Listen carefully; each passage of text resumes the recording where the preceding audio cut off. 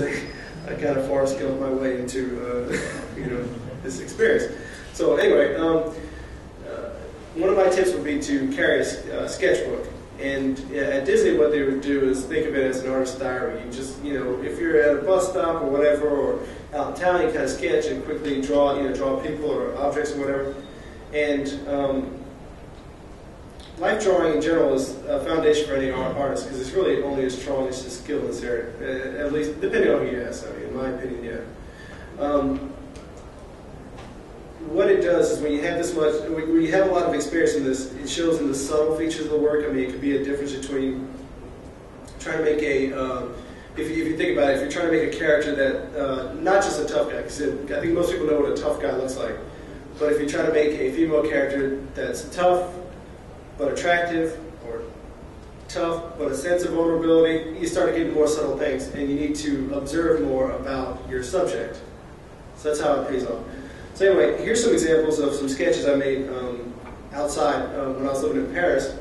And with the exception of the far left image, all these were about 25 to 30 minutes. And with practice, you'll find that it forces you, and this isn't what erasing or anything like that, but it forces you to improve by making quick decisions without reworking.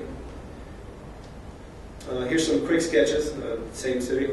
They normally, they're everyday people, and the goal is capturing the gesture or the mood of the subject, and just really only through the pose. We're not really looking for facial expression. And since the subject is moving, it doesn't realize he or she is being drawn, of course, unless it's a statue. The artist must remember the mood of the pose, and his knowledge of anatomy, really must fill in the gaps once the subject has long moved on.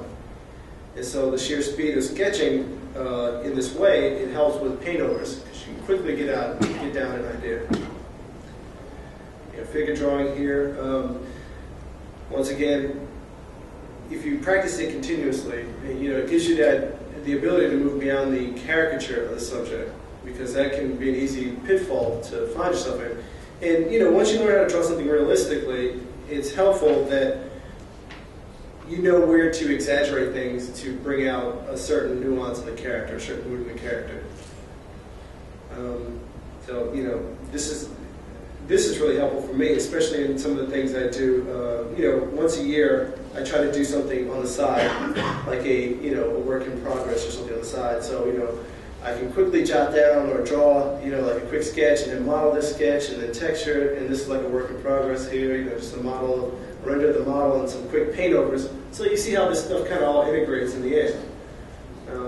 He's doing a cookbook style. Here's a final version of a character that I did, but all this stuff, gesture drawing and anatomy and all that, how to convey a mood and a pose and not just a facial expression, it all pays off. And the places I learned this from are from these books primarily. Anything written by George Bridgman is really good. Life drawing is excellent for gestures.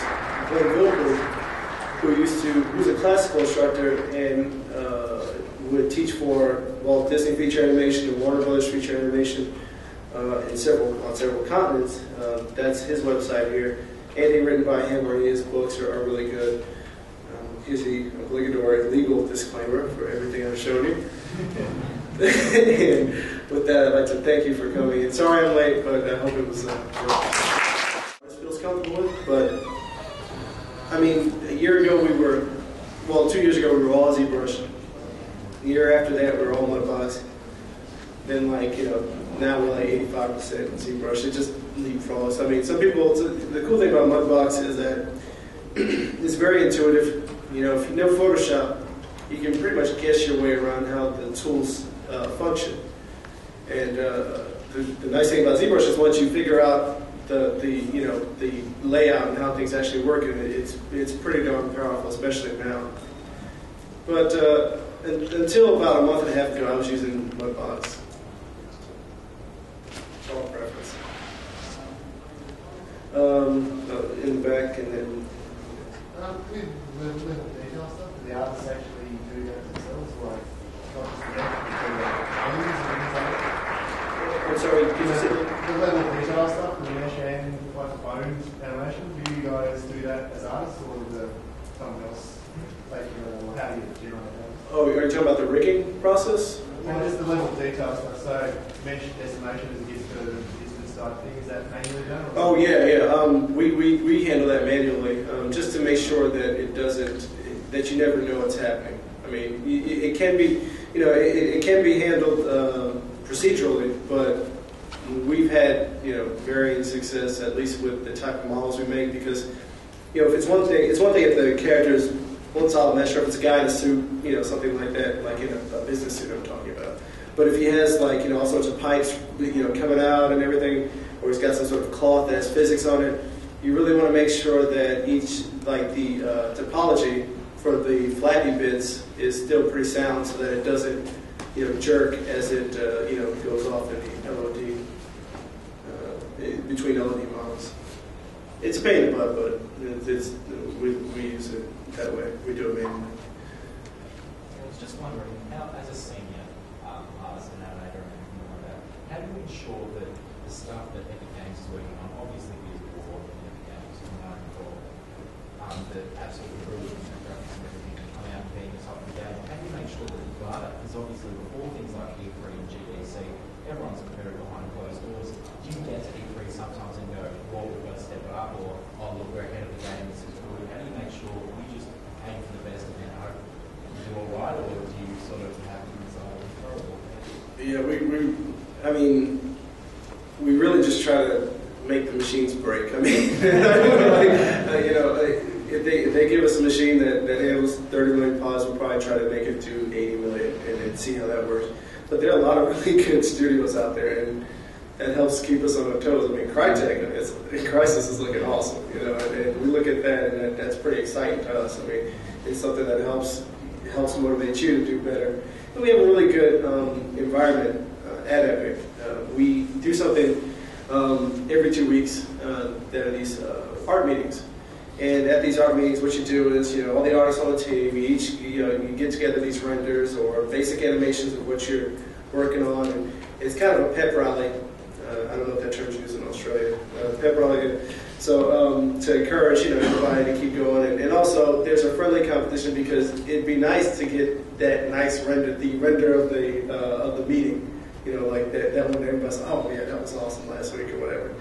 And that helps with raising the bar. Also, a good thing is that since it's every 2 weeks, it's a good way to pace yourself and how long you've been working. So if I've been working on a head, and this is the third art meeting that I'm showing that head model, I need to get things moving, to me.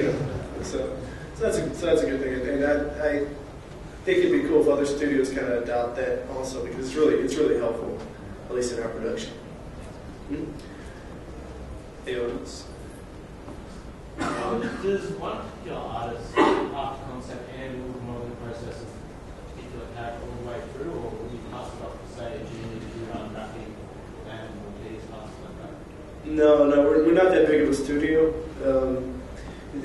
The people at what we do is we tend to handle, we wear many hats, at Epic. So, put it in perspective, I mean, when I joined, I thought I was going to be a modeler, but then I started getting deep into Photoshop. And I was like, what's this? I wound up being a texture artist and a weapon model and an animator, and sometimes too. And that we all pitch in to kind of help each other out. But we're not to the point where it's kind of like an assembly line type of thing, which I think is a good thing, because artists have ownership over what they're making. You mentioned Crisis. Is there anything else going on in the industry that you find really inspiring at the moment? Little Big Planet, I think. I think that's. It's one of those games you look at, you just smile. You just want to play that game. I can't wait to be able to try it out. Definitely that. Anything from the Central Final Fantasy series, I'm big on that too. So 13 and 13 verses whenever it comes out. I'll probably be there opening day or. Anyone else have that?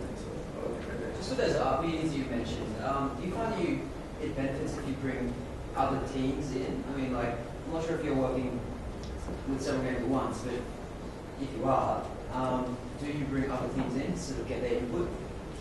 Well, what we do is, we handle the art meetings per team, but we all kind of meet in the boardroom, but they're on the server. So they're it's a shared server. So anybody who's in the